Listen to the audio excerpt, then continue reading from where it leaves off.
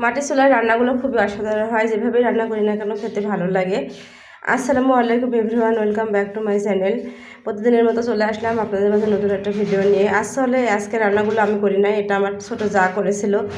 তাকে বলেছিলাম video clip একটু নিয়ে রাখতে। আমি অনেকটাই ব্যস্ত ছিলাম, যেহেতু আমি পেজে কাজ করি ভিডিও একটা দিতেই হবে, তাই ওকে বলেছিলাম। কিন্তু ভিডিওগুলো একদমই ভালো হয় নাই, কোনোরকম আমি এডিটিং করে দিচ্ছি যাতে আমার রিচটা ধরে রাখার জন্য, যে বড় ভিডিও একটা দিতেই হবে। আমি চাই সম্পূর্ণরূপে দায়িত্বগুলো পালন করতে। আমি চাই প্রতিদিনই একটা বড় ভিডিও দিতে। আমি প্রতিদিন 3টা রিলস ভিডিও, একটা বড় ভিডিও দেই যেভাবে থাক না কেন। তাই আজকের ভিডিওটা এভাবে দিলাম।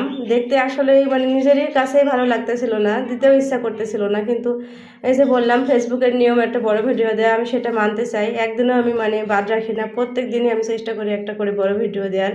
তাই এই ভিডিওটা আমি তৈরি করলাম। প্রথমে মাছগুলোকে ভেজে নিয়ে তারপরে এই যে পেঁয়াজগুলোকে তেলে ভালো মতো লাল করে ভেজে নিয়ে তারপরে সাধারণ বাটা মশলা দিয়ে রান্নাগুলো আমি করে নিই। আমাদের পরিবারের সকলে এইভাবে রান্নাগুলি করে নেয়, খেতে খুবই ভালো লাগে, খারাপ লাগে না। তারপর যেটা বলতেছিলাম, ফেসবুকে কাজ করতে এসে অনেক ভাইয়া আপুদের পেয়েছি, তাদের নিয়ে আমার খুব ভালো লাগে। নিজেকে আর একা মনে হয় না। বাইরের সময়টুকু নষ্ট না করে আমি পেজে চলে আসি, যেদিনই সময় পাই, যখনই সময় পাই। মনে হয় আমার সঙ্গে অনেক আপু আছে, ভাইয়া আছে, যারা আমার সঙ্গেই থাকে, আমার মতোই ব্যস্ত থাকে। পরনিন্দা পরচর্চা এগুলোর থেকে নিজে পেজে কাজ করা অনেকটাই ভালো। আমি মনে করি প্রতিটা মেয়েরই একটা পেজ খোলা উচিত এবং পেজে কাজ করা উচিত। সেখানে সফলতা আসুক কিংবা না আসুক, অবশ্যই চেষ্টা করা উচিত।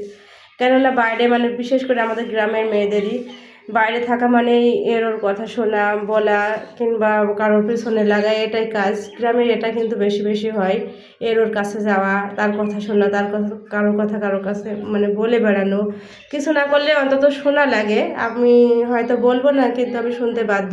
আমি যদি তাকে নিষেধ করি, সেও রাগ করবে, কিন্তু শোনাই লাগে। এটাই গ্রামের নিয়ম। গ্রাম আসলে বেড়াতে আসার জন্য ঠিক আছে, কিন্তু বাস করার জন্য আমার মনে হয় আমি গ্রামে বাস করলে কি হবে, গ্রাম বাস করার জন্য উপযোগী না। শহরে বাস করাটাই আমার মনে হয় ভালো হয়। আজকের ভিডিও এ পর্যন্তই। সবাই ভালো থাকবেন। আল্লাহ হাফেজ।